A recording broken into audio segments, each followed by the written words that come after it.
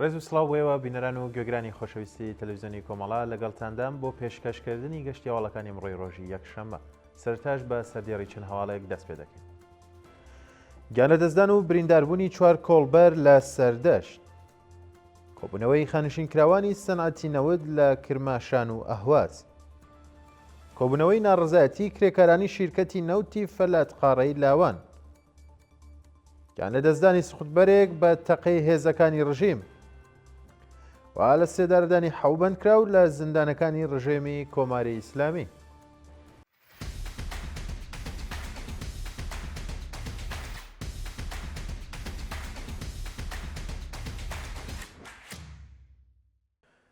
گیانلەدەستدان و برینداربوونی چوار کۆڵبەر لە سەردەشت.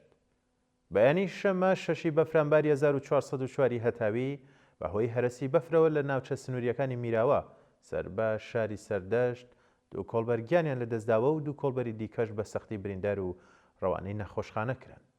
بە پێڕاپۆرتی گەیشتوو ناسناوی دوو هاوڵاتی کە گیانیان لەدەستداوە بریتە لە خەسرە و هەمزەپور، خەڵکی گوندی دۆڵەگەرم سەر بە شاری سەردەشت و کەماڵ خەزری خەڵکی شاری پیرانشار. شانی باسە سەبارەت بە ناسناوی دوو کۆڵبەرە بریندارەکە و هەروەها دۆخی تەندروستیان پاش گواستنەوەیان بە نەخۆشخانە زانیاریەک لەبەردەستانی. کۆبنەوەی خەنشینکراوانی سەنعەتی نەود لە کرماشان و ئەهواز. ڕۆژی شەمە 6 بەفرانبار خەنشینکراوانی سەنعەتی نەود لە شارەکانی کرماشان و ئەهواز دژ بە وەدی نەهاتنی بەڵێنەکانی بەرپرسان کۆبوونەوە.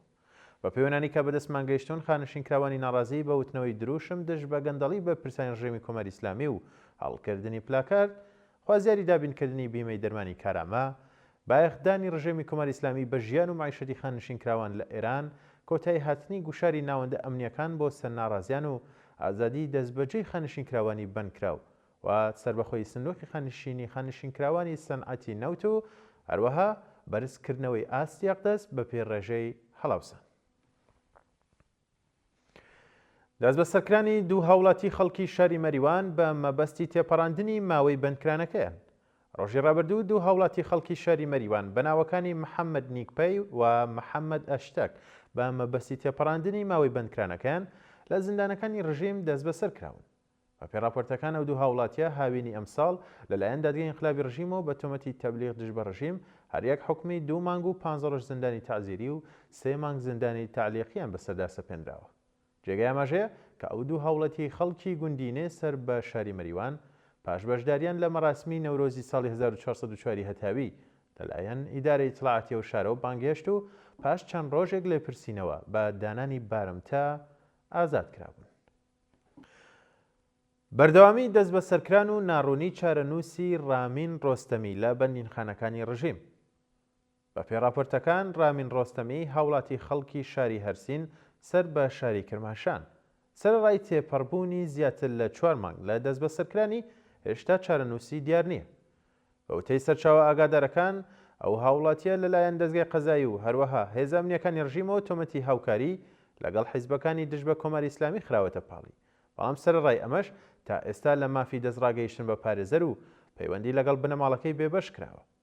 شایانی باسە ناوبراو ڕێکەوتی 29 گەلاوێژی ئەمساڵ لەلایەن هێزە ئەمنیەکانەوە لە شاری تاران دەست بەسەر و پاش ماوەیەک لێپرسینەوە لە گرتوخانەکانی ئیدارەی ئیتڵاعات ڕەوانەی بەندینخانەی ئێڤین کراوە. کۆبنەوەی ناڕزایەتی کرێکارانی شیرکەتی نەوتی فەلاتقاڕەی لاوان. ڕۆژی ڕابردوو کۆمەڵێک لە کرێکارانی شیرکەتی نەوتی فەلاتقاڕەی شاغڵ لە ناوچە ئامالەتەکانی لاوان دەست بە بایەخنەدانی بەرپرسانی ڕژێمی کۆماری ئیسلامی با داخوازیەکانیان کۆبوونەوە. بە پێی دوایین راپۆرتەکان کرێکارانی ناڕازی لە کۆبوونەوەکەدا ئاماژە بەوە دەکەن کە سەرڕای بەرەها کۆبوونەوە و دەربڕینی ناڕزایەتی دەست بە سیاسەتە گەندەڵەکانی ڕژێمی کۆماری ئیسلامی لە ئاست ئیمکاناتی ڕیفاهی و کەمبوونی حەقدەستی کرێکاران تاکو ئێستا نەک تەنیا وەڵامی ناڕازیان نەدراوەتەوە، بەڵکو لەلایەن هێزە ئەمنیەکانی ڕژیمەوە هەڕەشە لە ناڕزیان کراوە. لە بەردەوامی کۆبوونەوەکاندا کرێکاران جاخت لەسەرەوە دەکەنەوە کە تا کاتی وەدی هاتنی داخوازیەکانیان و کۆتایی هاتنی سیاسەتی گوشاری ئابووری بۆ سەر کرێکاران بەردەوام ئەبن لە ناڕزایەتی و کۆبوونەوە.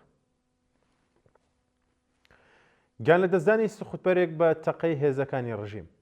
ڕۆژی شەمە 6 بەفرانبار سوختبەرێک لە شارستانی مینەب سەر بە پارێزگای سیستان و بلوچستان بە تەقەی هێزەکانی ڕژێمی کۆماری ئیسلامی گیانی لەدەستدا. بە پێڕاپۆرتەکان ئۆتۆمبیلە و سوختبەرە لە مەیدانی تەڕەباری شارستانی میناب لەلایەن هێزەکانی ڕژیمەوە بەبێ ئاگاداری دراوەتە بەردەستڕێژی گولە و بۆ هۆیشەوە ئۆتۆمبیلەکە لە ئاگردا سوتاوە. جێگای ئاماژەیە کە لە سەرەتای مانگی زەیە نیەم ساڵەوە لە نیکەم 95 هاوڵاتی سوختبەر لە ئێران بەهۆی ڕوودانی ڕووداوی هاتوچۆ یان تەقەی ڕاستەوخۆی هێزەکانی ڕژێمی کۆماری ئیسلامی گیانیان لەدەستدا بوو. هەروەها 21 کەسی دیکەش بریندار یاخود کەمەندان بوون. کۆبنەوەی کرێکارانی شاغڵ لە شیرکەتی پترۆپالایشی کەنگان. ڕۆژی ڕابردوو کۆمەڵێک لە کرێکارانی شاغڵ لە شیرکەتی پترۆپالایشی کەنگان سەربا پارێزگای پۆشەهێ دژ بە جیاکاری لە حەق دەستەکان کۆبوونەوە.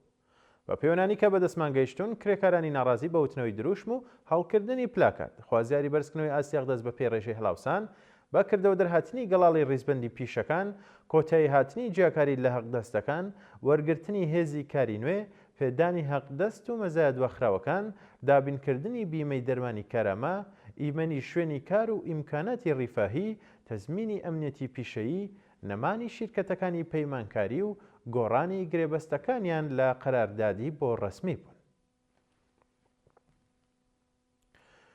دوایین هەواڵ لە سێدارەدانی حەوبەندکراو لە زیندانەکانی ڕژێمی کۆماری ئیسلامی.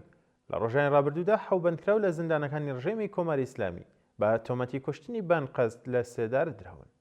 بە پێڕاپۆرتی ڕێکخراوەکانی مافی مرۆڤ سەرڕای ناڕزایەتیەکانی خەڵک و بەندکراوان لە زیندانەکانی ڕژێمی کۆماری ئیسلامی دژ بە لە سێدارەدان و سەپاندنی حکمی سێدارە بەسەر زیندانیاندا لە ئێران ڕۆژی شەممە 6 بەفرانبەر 7 بەندکراو بە ناوەکانی خەلیل نووری، ئەحمەد عەلی سەفاری، سیروس کەرەمی، ڕەحیم خوداپەرست، میلاد نەجاتی، ئەبولفەزل ئینحیساری و ئەحمەد ڕەزا ئیسفەهانی بە تۆمەتی کوشتنی بانقەز لە زیندانەکانی خوڕم ئاوا، عەلی گودەرز، دەسفۆل، نەهاوەند، کەرەج، هەمەدان و یاسووج ئێعدام یاخود لە سێدارە دراون. بینەران و گوێگرانی خۆشەویست گەشتیاوەڵەکانم پێشکەش کردن کات و ساتێکی خۆش بۆ هەموو لای.